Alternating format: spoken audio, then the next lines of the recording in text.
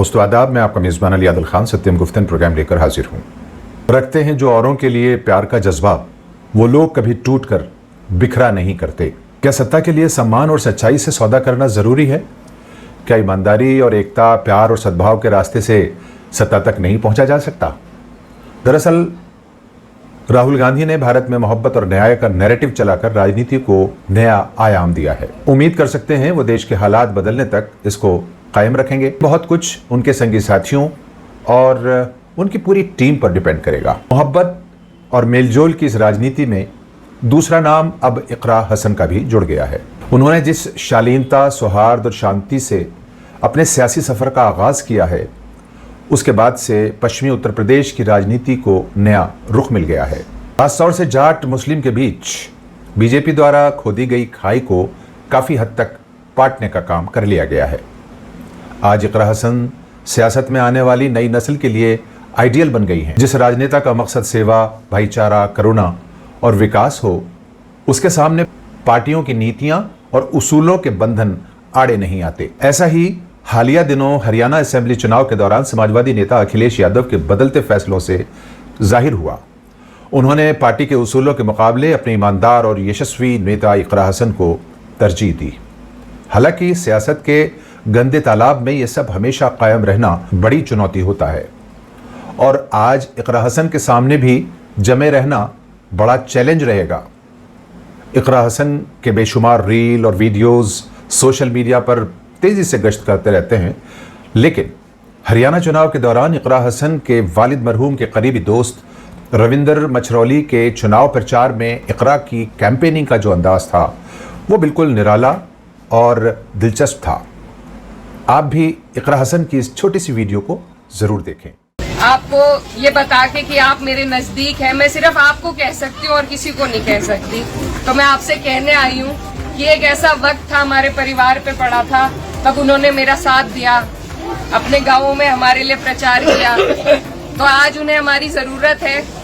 तो जैसी सीख मेरे बड़ों ने दी है कि जब कोई जरूरत के वक्त आपका साथ दे तो उसकी जरूरत में भी कंधे से कंधा मिला के उसके साथ खड़ा होना चाहिए।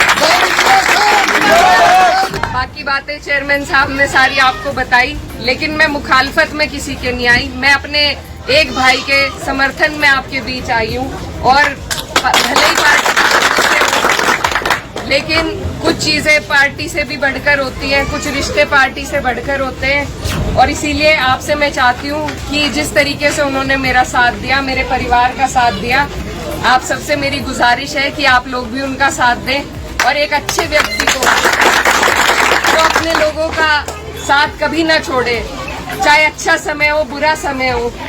अगर ऐसे व्यक्ति को आप जिताएंगे तो आप लोगों के काम भी होंगे, आपकी भागीदारी भी होगी, आपकी हिस्सेदारी भी होगी। चेयरमैन साहब बता रहे थे कि उन्होंने चेयरमैन बनाने का काम किया था। तो जो आप लोगों का ध्यान रखे, नेता ऐसा चुने जो आप लोगों का ध्यान रखे, आपके सुख दुख में आपका साथ दे। मैं आपको अपनी पीड़ा बताने आई थी कि मेरे सुख दुख में क्या रहा, उन्होंने कितना मेरा साथ दिया। और मुझे आपसे यही उम्मीद है कि जितना प्यार आपने हमेशा मेरे परिवार को दिया, मेरे वालिद को दिया, उतने ही प्यार से आप मेरी इस बात को मान के आने वाले आपके चुनाव में और आप सबसे दुआओं की दरखास्त है।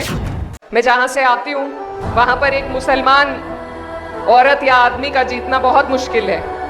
हमने कोशिश करी है कि हम वहाँ पर एक ऐसा भाईचारा बनाएं कि ईमानदारी के साथ एक दूसरे की लड़ाई लड़ सके, क्योंकि अगर मैं सिर्फ अपने लिए बोलूँगी तो दूसरे के लिए कौन बोलेगा, और अगर हम सिर्फ अपने बारे में सोचेंगे तो एक दूसरे की लड़ाई लड़ने वाला कोई नहीं रहेगा।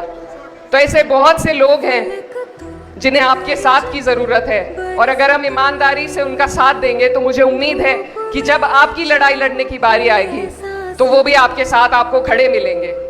जैसे CAA NRC के दौरान हमने देखा, अगर अपने दुख हम खुद रोते रहेंगे तो ध्यान नहीं जाता है, लेकिन जब दूसरे लोग हमारे बीच में आकर खड़े होते हैं तब सारी दुनिया देखती है और सरकारें भी अपने कदम वापस लेने पर मजबूर हो जाती हैं। ये हमने देखा है अपने देश में।